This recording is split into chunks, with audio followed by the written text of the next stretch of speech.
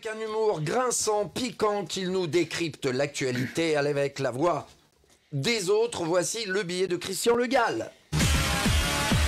Et on commence avec l'actualité politique que vous souhaitiez commenter, monsieur Sarkozy, avec notamment votre fils Louis Sarkozy, qui se voit déjà en haut de l'affiche pour les prochaines municipales à Neuilly en 2026. Oui, effectivement, monsieur Barriot. Et vous voulez que je vous dise ce que j'en pense? Mais on attend que ça, monsieur Sarkozy. Eh bien, je vais vous le dire. Je suis très fier de lui. Parce que, comme vous le savez, il fait partie de cette jeune génération née à l'ère des montres connectées et avec toutes les valeurs que je lui ai transmises, eh ben, je suis certain qu'il s'adaptera plus tard au bracelet électronique. On n'en doute pas une seconde. Autre sujet sur lequel vous vouliez réagir, c'est sur la story de Bruno Le Maire, où il pose pour l'inauguration d'une nouvelle usine de fabrication de slips français. Oui, monsieur Barriot, c'est vrai. Vous voulez que je vous dise ce que j'en pense? On s'impatiente, monsieur le Président. Eh ben, je vais vous le dire.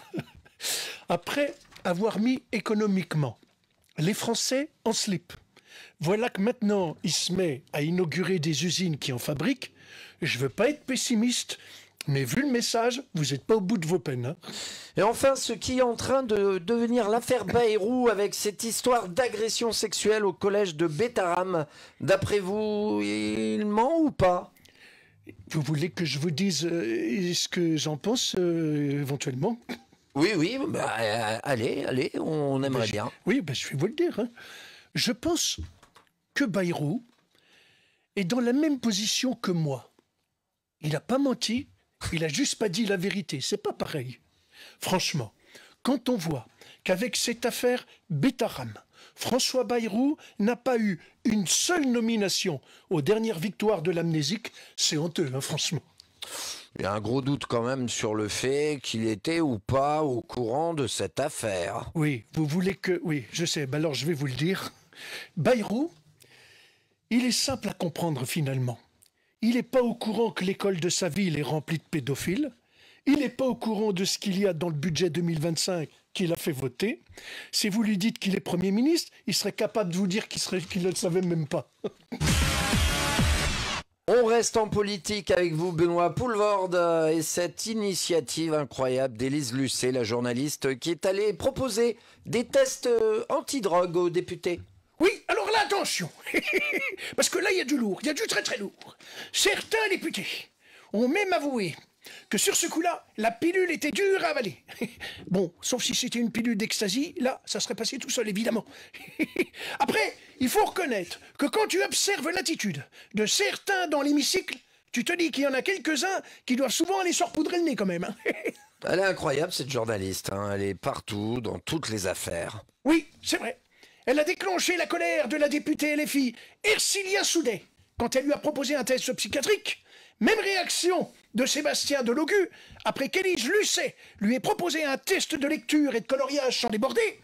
Et je viens de recevoir à l'instant un SMS qui indique qu'au moment où je vous parle, des contrôles d'alcoolémie sont effectués par Élise Lucet sur l'autoroute A13.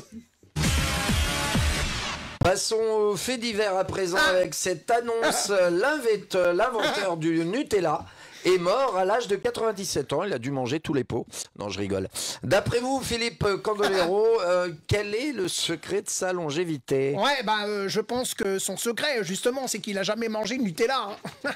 Bah, je pense... oui, et alors, c'est incroyable, mais dans la presse, il n'y a pas eu un seul hommage. Ouais, je sais. Hein. Bon, a priori, le seul qui lui a rendu un hommage, c'est Gérard Larcher, hein, qui aurait mangé un pot de Nutella en entier. Bon, cela dit, j'espère au moins qu'au prochain festival de Cannes, le jury lui remettra l'huile de Palme d'Or d'honneur à titre posthume. Hein. Un dernier mot, peut-être, pour lui? Bah, écoute, qu'il repose en peau, hein. Et enfin, pour terminer, un petit pot d'actu people avec vous, Jean-Marie Bigard.